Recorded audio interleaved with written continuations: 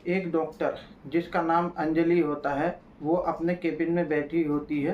तभी दो बंदे भागते हुए आते हैं और उससे कहते हैं, डॉक्टर साहिबा जल्दी से चलिए, हमारे पेशेंट को देखिए, हमारे पेशेंट की हालत बहुत नाजुक है, बहुत सीरियस है, बहुत खतरनाक है। अंजलि उनके साथ उठती है और जाके पेशेंट को देखने लगती है। तभी अंजलि उस पेशेंट को देख के रोने लगती है, उसकी आंखों में आंसू आ जाते हैं। कौन था वो पेशेंट? कौन थी वो डॉक्टर? क्या उन दोनों में रिश्ता था? क्यों वो पेशेंट को देख के रोने लगी? आओ जानते हैं इस वीडियो में। आदाब, नमस्कार, सत श्री अकाल। मेरा नाम है जावेद। ये सच्ची घटना पंजाब की है, जहाँ पे एक परिवार रहता था, यानी कि पति पत्नी रहते थे। उनके एक लड़की थी और कोई बच्चा उनका नहीं था, सिर्फ एक लड़की थी। वो लड़की पढ़ने लिखने में अच्छी थी। उसने इंटर करने के बाद अपने पिताजी से कहा कि पिताजी मैं और पढ़ना चाहती हूँ, डॉक्टर बनना चाहती हूँ।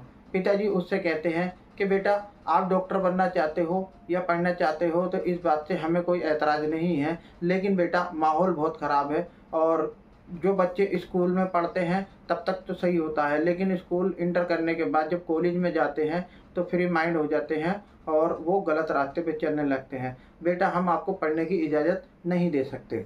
तो वो लड़की यानी कि अंजलि अपने पिता से कहती है कि नहीं पिताजी, आप मुझ पर भरोसा कर सकते हैं, मैं आपके भरोसों को कभी नहीं तोड़ूंगी। तभी उसकी माँ यानी कि अंजलि की माँ कहती है अपने हस्बैंड से यानी कि अंजलि के पिता से कहती है कि आप बच्ची का कहना मान लो, हमारी एक ही तो बच्ची है और उसका सपना भी हम पूरा नहीं कर सकते तो हमें माता पिता होने का क्या फ़ायदा।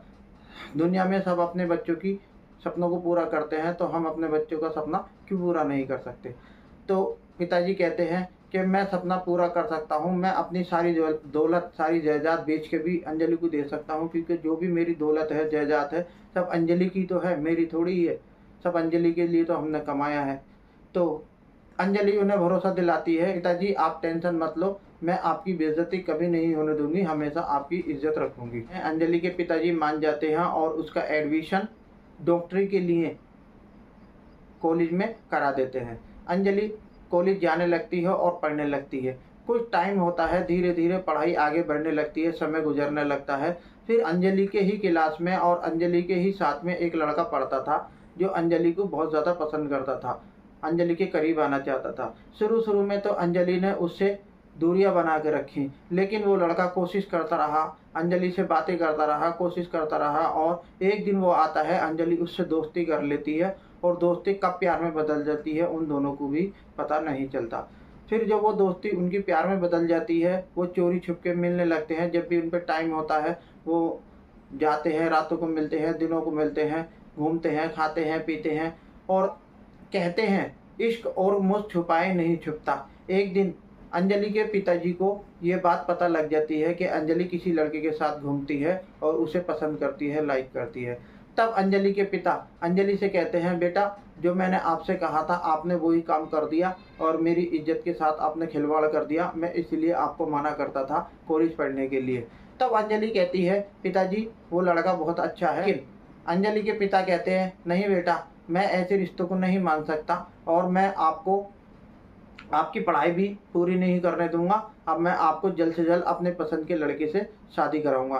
तब अंजलि कहती है, नहीं पिताजी, मुझे अपनी पढ़ाई पूरी करनी है, अभी तो मेरी उम्र भी छोटी है और मैं शादी नहीं करना चाहती। लेकिन अंजलि के पिताजी नहीं मानते और वो लड़के की तलाश में लग जाते हैं। तभी उन्हें एक लड़का मिलता है जिसका नाम होता है अजय। वो अपनी लड़की का अंजलि का रिश्ता अजय के साथ कर देते हैं और कुछ दिन बाद अंजलि की शादी उस अजय नाम के लड़के के साथ कर देते हैं। अंजलि देखने में बहुत खूबसूरत होती, बहुत अच्छी होती है और वो लड़का भी अच्छा होता है अजय नाम का, और दोनों अपनी मैरिड लाइफ यानी कि शादीशुदा ज़िंदगी को अच्छे से गुजारने लगते हैं। दोनों बहुत खुश होते हैं। लेकिन तभी क्या होता है, जो अजय होता है उसके जो दोस्त होते हैं के साथ बैठते हैं और अंजलि की यानी कि उसकी बीवी की बातें करने लगते हैं। वो उससे कहते हैं कि यार तेरी बीवी बहुत अच्छी है, बहुत खूबसूरत है, तो अपनी बीवी की बातें नहीं बताता हमें।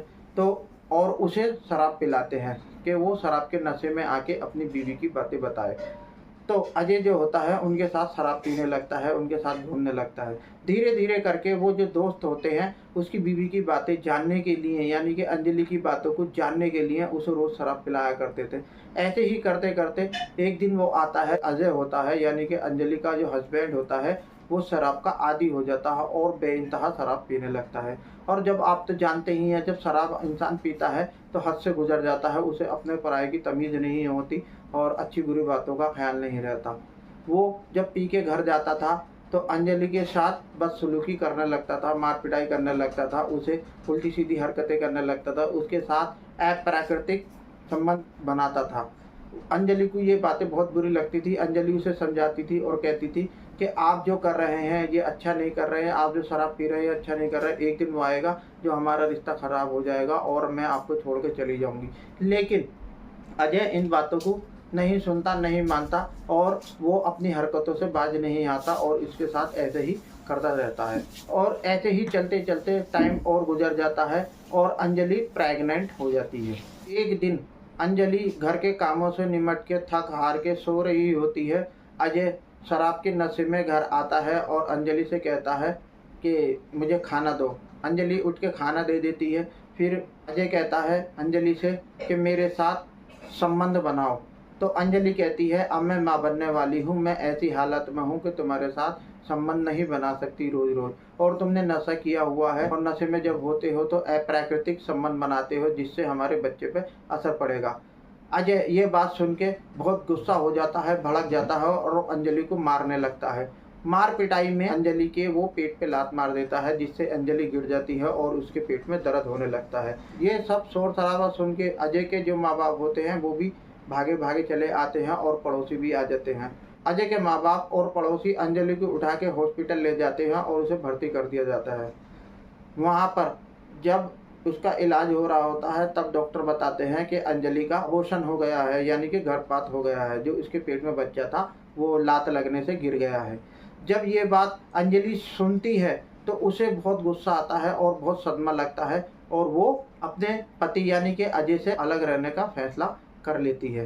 अपने पति अजय से तलाक मांगने लगती है। अजय फिर उसे समझाता है और माफ़ी मांगता है, कहता है कि मैं अब कभी शराब नहीं पीऊँगा, मेरी गलती हो गई, मुझे माफ़ कर दो, मेरे साथ रहो। लेकिन अंजलि कहती है तुमने मुझे खुशियाँ नहीं दी, एक बच्चा आ रहा था मुझे खुशियाँ देने के लिए, तुमने वो बच्चा ही मार दिया। अब मैं किसके सहारे रहूँगी, मुझे तुम्हारे साथ नहीं रहना, हर हाल में मुझे तलाक चाहिए। और अंजलि अपने माँ बाप के घर चली जाती है और अजय से तलाक ले लेती है। कुछ दिनों बाद अंजलि की पढ़ाई भी पूरी हो जाती है। अंजलि के जो माँ बाप थे उन्हें भी ये एहसास हो जाता है कि हमने अंजलि के साथ ज़बरदस्ती करके उसकी शादी करा के अच्छा नहीं किया।